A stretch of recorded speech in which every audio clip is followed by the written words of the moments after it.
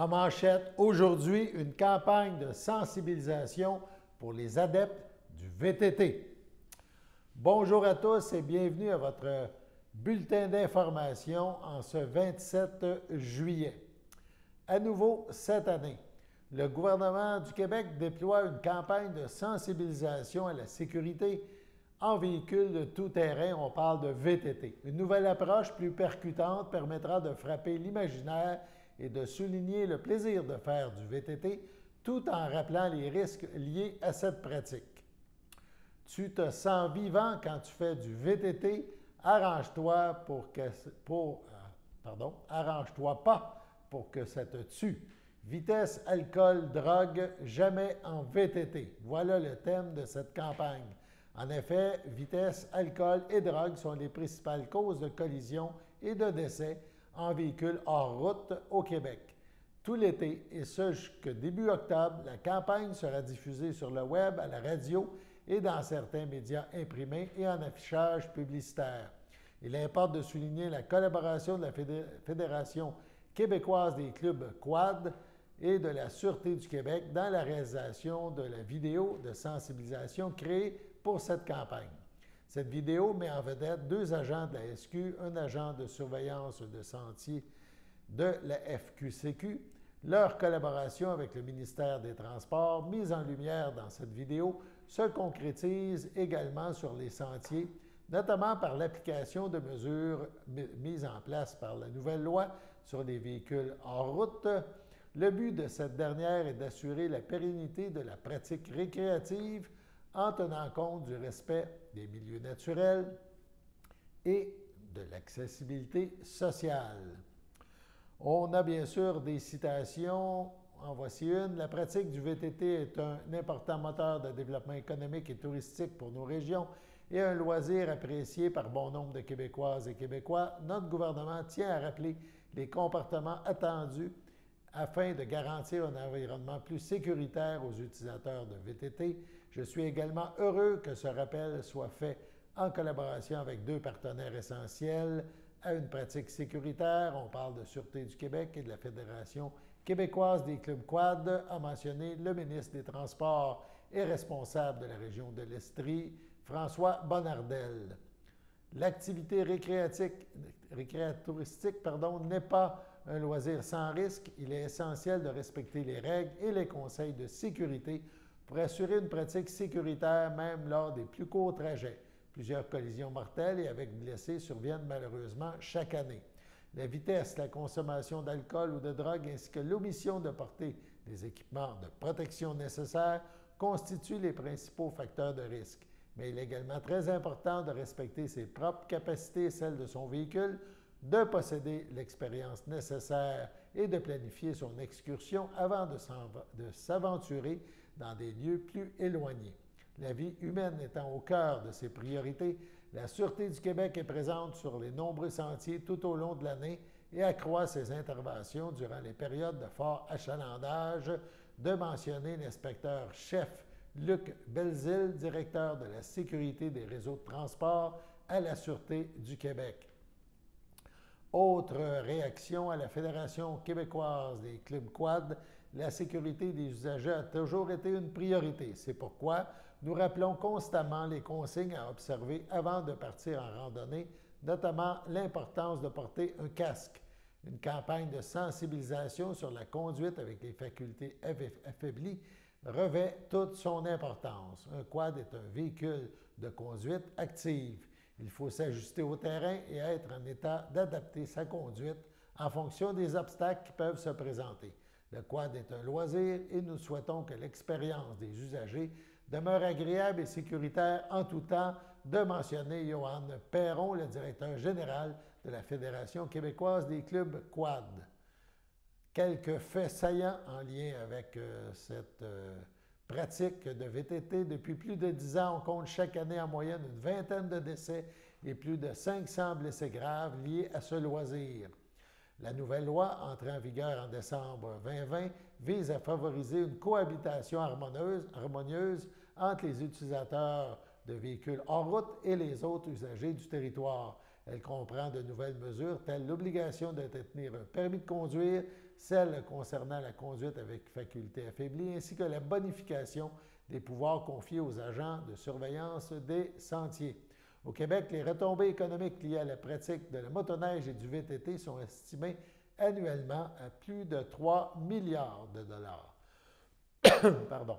Quelques conseils de sécurité: ne pas conduire avec les facultés affaiblies par l'alcool ou la drogue, respecter les limites de vitesse, maintenir une distance sécuritaire entre votre véhicule et celui qui vous précède. Il faut aussi respecter la signalisation, maintenir allumé le ou les phares blancs du véhicule ainsi que le feu de position, le feu rouge à l'arrière. Traverser les chemins publics aux endroits où la signalisation l'autorise et assurez-vous d'avoir l'autorisation du propriétaire pour circuler sur des terrains privés. Portez toujours votre casque, vos lunettes de sécurité si le casque n'a pas de visière. Pardon. Rappelez-vous qu'il faut être âgé de 16 ans et plus pour conduire un véhicule en route. Il faut faire évidemment preuve de vigilance près des cours d'eau. Informez-vous de l'état du réseau motoquad avant de partir en randonnée. Respectez les propriétés privées et demeurez sur les sentiers. Rappelez-vous que tous les utilisateurs sont à risque, même les plus expérimentés. On regarde maintenant une courte vidéo promotionnelle.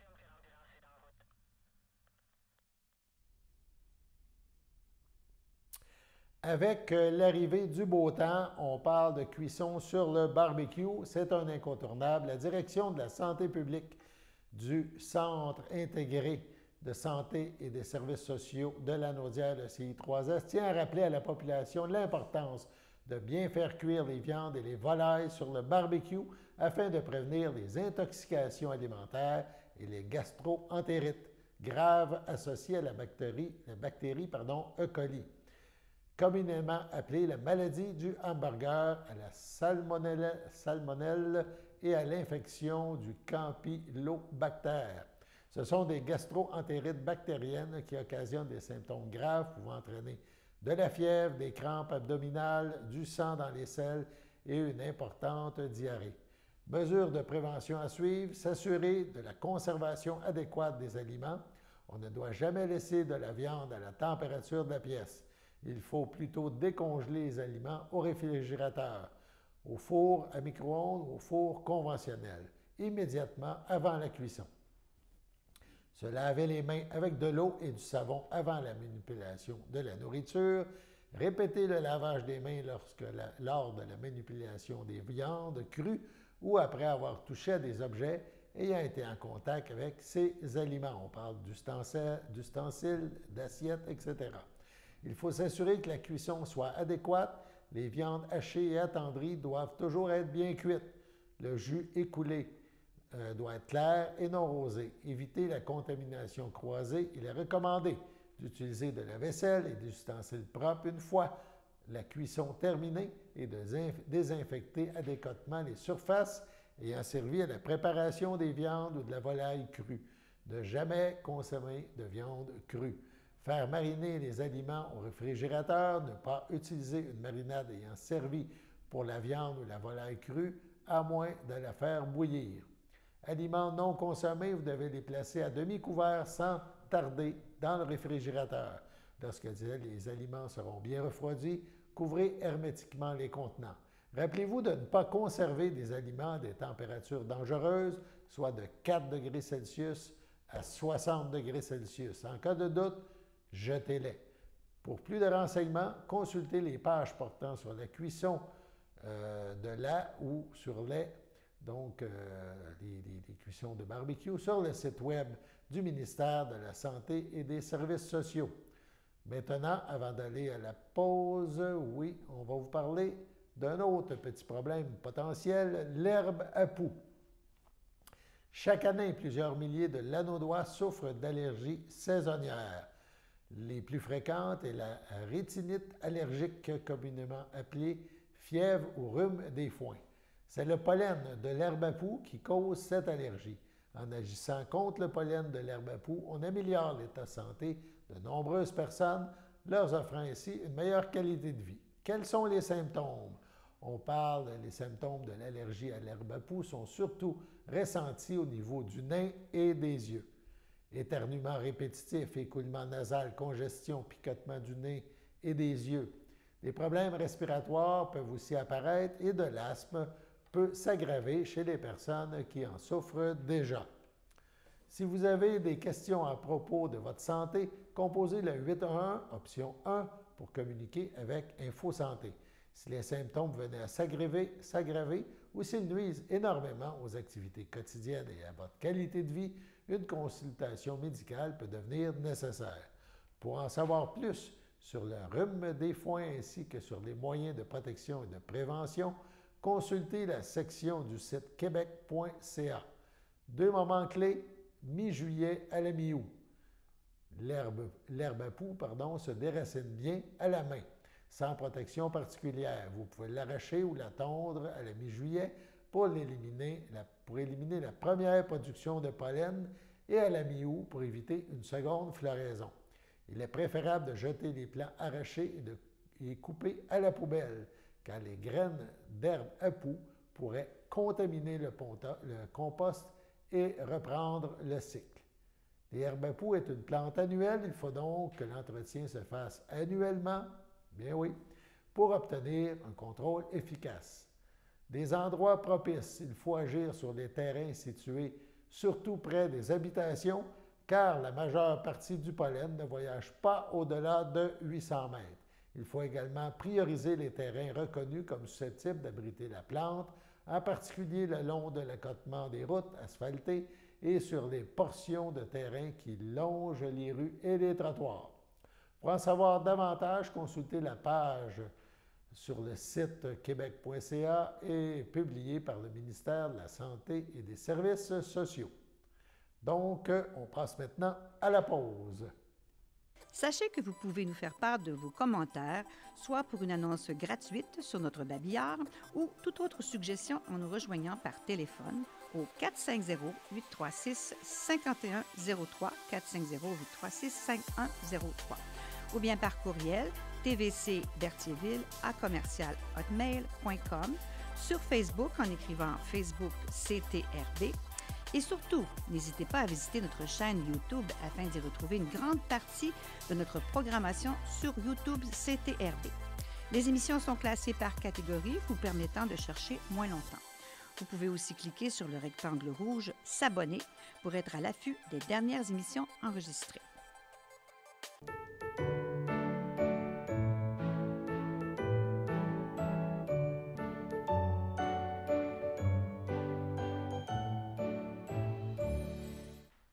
Voici les anniversaires en ce 27 juillet. La FADOC de l'Île-du-Pas, souhaite un heureux anniversaire à André Bellumeur. Le Centre d'action bénévole d'Autrey dit bonne fête à Diane Gingras et l'Association des personnes handicapées du secteur Berthier souhaite un heureux anniversaire à Lynn Roberge. C'est votre anniversaire aujourd'hui, 27 juillet. Toute l'équipe de CTRB se joint à moi et vous souhaite bonne fête. On poursuit maintenant avec une activité qui se déroule au musée Gilles Villeneuve, inauguré il y a quelques jours en présence du photographe de Berthierville, Gaétan Savignac. L'exposition Objectif Villeneuve se poursuit au musée Gilles Villeneuve à Berthierville. Cette exposition regroupe plusieurs photos prises par le photographe Berthelet qui n'hésitait jamais à braquer l'objectif de sa caméra sur les Villeneuve, Gilles et son frère Jacques. Plusieurs de ces clichés, quelques-uns ont été pris lors de la toute première victoire de Gilles Villeneuve en Formule 1. C'était en octobre 1978 à Montréal sur le circuit qui aujourd'hui porte le nom de Gilles Villeneuve. Gaétan Savignac, 91 ans, bien que retraité depuis plusieurs années, tient encore aujourd'hui régulièrement sa caméra en sillonnant la région de Berthier. Il fait toujours partie des bénévoles du musée Gilles Villeneuve et ce, depuis les tout débuts de cet établissement qui accueille des visiteurs des 4 coins du monde et ce, depuis maintenant 33 ans. L'exposition témoigne de cette passion pour la photo et les Villeneuve. Le musée Gilles Villeneuve est ouvert, rappelons-le, tous les jours de 9h à 17h. Plus d'informations sur muséegillesvilleneuve.com et on y va avec une petite vidéo qui nous donne un peu un avant-goût de cette exposition sur ce Berthollet Gaétan Savignac.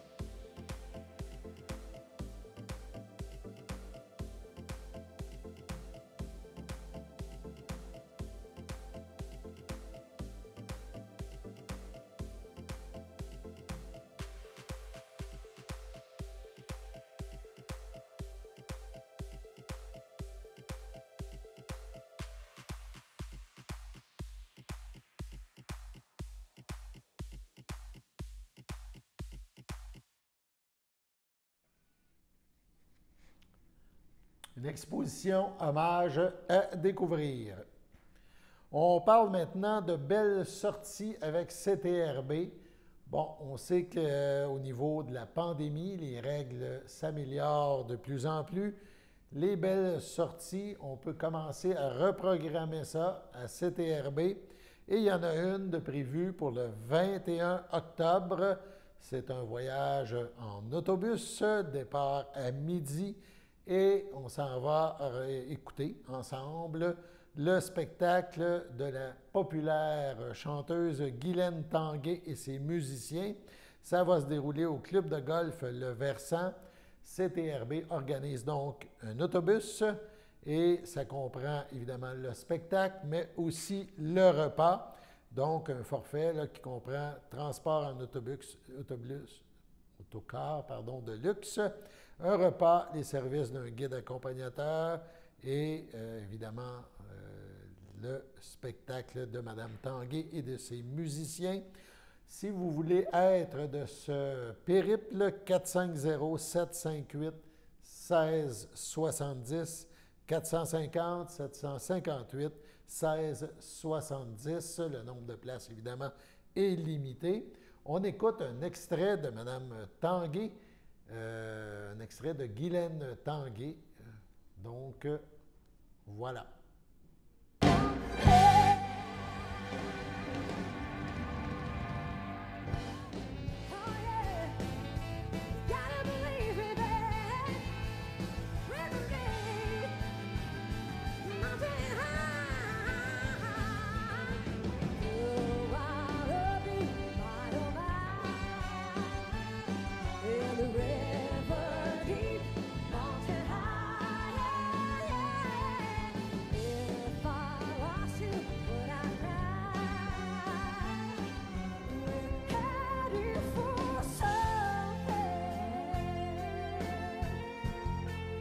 somewhere I've never been. Sometimes I am frightened, but I'm ready to learn of the power of love.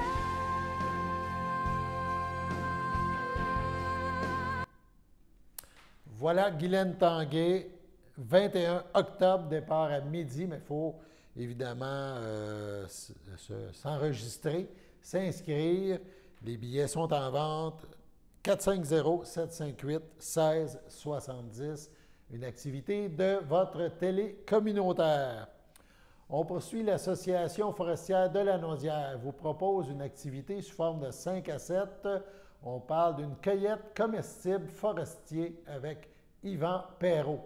Si vous avez un intérêt pour les comestibles de nos forêts, cette activité est sans doute pour vous. Accompagné d'un expert en comestibles forestiers, donc vous découvrirez et apprendrez à identifier certains comestibles de nos forêts. Une petite cueillette responsable est également au menu. Le tarif est de 25 $ par personne, taxes inclus, 15 % de rabais si vous êtes membre donc de l'Association forestière de la Naudière, paiement en argent seulement, uniquement et le jour même de l'activité. Il faut donc avoir le montant juste. Il y a aussi une initiation aux plantes médicinales forestières. Cet atelier de formation de l'Association forestière sur les plantes médicinales forestières dans les jardins de Panier Nature. Le tout est animé par Annie Robin. Vous aurez l'occasion de visiter les magnifiques jardins de Panier Nature afin de découvrir les bienfaits de quelques plantes médicinales forestières indigènes. Un atelier interactif vous apprendra à les identifier, connaître leurs vertus et les récolter. Le tarif, 50 $ par personne, 15 % de rabais si vous êtes membre de l'Association forestière. La date et le lieu pour cette activité, 22 août, 13 h. Donc, voilà pour les activités à venir avec l'Association forestière de la Naudière. On passe maintenant à la pause.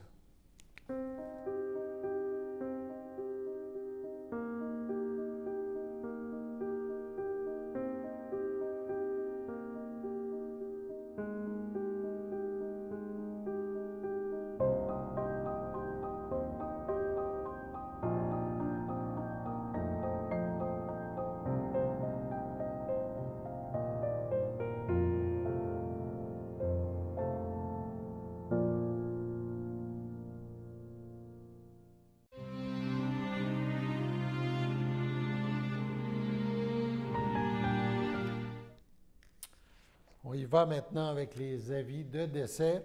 Au CHDL de Saint-Charles-Borromée, le 17 juillet dernier, à 79 ans, est décédé M. Claude Dufresne. Voilà M. Claude Dufresne, époux de feu Shirley Jasmin, demeurant à Saint-Ignace de Loyola. Lui a précédé Léona, Jacqueline, Jean-Guy et Marguerite Jasmin. Ronald, Ginette et Denise Dufresne, il laisse dans le deuil ses enfants. Nathalie Dufresne, Serge Brisebois, Sylvie Dufresne, Sylvain Lacombe, Nancy Dufresne, Bernard Paquin, Claude Junior Dufresne, Mélanie Dubois, ses petits-enfants, Jessica Bellé, Jonathan, Héloïse Lacombe, Marianne et Gabriel Paquin, Mika, Rose et Rémi Dufresne, ses sœurs, son frère, ses belles-sœurs et beaux-frères, Fernande Dufresne, feu Rosaire Pelletier, Yolande Dufresne, feu Richard Gervais, Jean-Luc Dufresne, feu Raymond Sylvestre, Jacques Dufresne, feu Claudette Dufresne, Lucille Jasmin, Camille Ladouceur, Paul Jasmin, Pierrette Bourgeot, Marcel Jasmin, Francine Bellé, André Jasmin, Lucie Major, Claudette Perrault, feu Maurice Jasmin, Pauline Maillé, feu Réal Jasmin, Huguette Leroux, feu Jacques Jasmin, France Bourgeot, feu Yvon Jasmin, ainsi que plusieurs neveux, nièces, autres parents et amis. La famille tient à remercier le personnel de la Villa Berthier et de l'unité des soins palliatifs du CHDL qui, de près ou de loin, ont pris soin de M. Dufresne dans les derniers instants de sa vie. La famille accueillera parents et amis mercredi le 4 août dès 10 h en l'église de Saint-Ignace suivront les funérailles à 11 h. M. Dufresne sera inhumé au cimetière de Saint-Ignace de Loyola le même jour. À son domicile, le 15 juillet dernier, à l'âge de 73 ans, est décédé M. Robert Clément, époux de Nicole Dubé, demeurant à Saint-Ignace de Loyola. Lui a précédé son fils Pascal et laisse dans le deuil, outre son épouse, son frère Jean-Guy Clément, feu Monique Rondeau, et conjoint d'Huguette Grégoire, sa sœur Louisette Clément, feu Daniel Marchand, son beau-frère Claude Dubé, ainsi que plusieurs neveux, nièces, autres parents et amis. Une cérémonie aura lieu à une date ultérieure en toute intimité. M. Clément sera inhumé au cimetière de Saint-Ignace de Loyola. Au CHDL Saint-Charles-Borromée, le 11 juillet, à 70 ans, est décédé M. Donald Murphy, époux de Dany Laforêt, demeurant à Saint-Ignace de Loyola. Il laisse dans le deuil, outre son épouse, ses enfants, Jonathan, Cassandre Boisclair, Jenny, Alexandre, Mélanie Dornenberg, ses petits-enfants William, Amy et Louise et Xavier, ses frères, sœurs, beaux-frères et belles-sœurs Normand Murphy, Roger Murphy, Shirley Murphy, Fabrice Saint-Martin, Gérald Murphy, Dorothée Murphy, André Lecomte, Jimmy Murphy, Guylaine Murphy, Hérolde Laforêt, Christiane Guévremont, Linda Laforêt, Pierre Saint-Martin, ainsi que plusieurs neveux, nièces, autres parents et amis. La famille accueillera parents et amis samedi le 7 août dès 13 h au complexe Thériault. Suivra une cérémonie à la chapelle du complexe à 15 h. M. Murphy sera inhumé au cimetière de Saint-Ignace le jour même. Passons maintenant à la météo.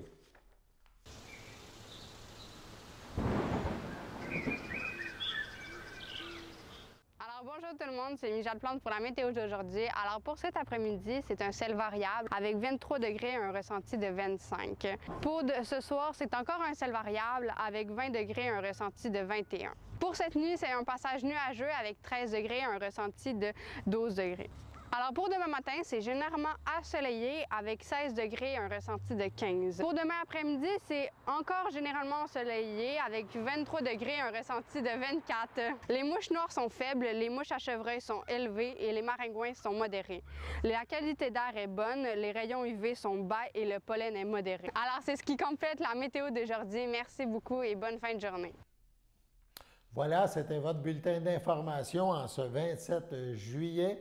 Sur les ondes de CTRB, votre télévision locale et régionale. Alain Bellumeur qui vous invite à être des nôtres demain pour la prochaine édition du bulletin d'information. Et d'ici là, on vous souhaite une bonne fin de journée sur nos ondes et à demain.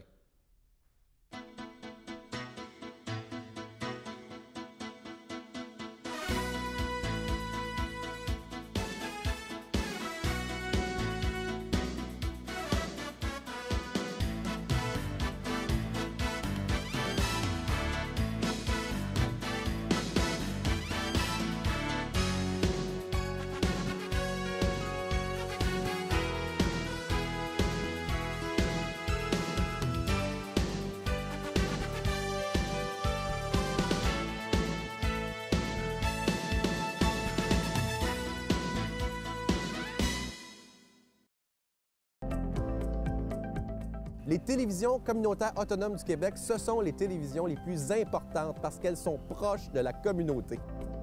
On veut encourager des gens qui parlent de ce qui nous intéresse, mais aussi qui participent au développement local.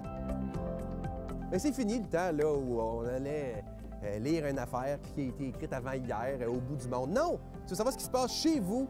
Bien, ma télé préférée, c'est la télé autonome communautaire. C'est ici que ça se passe.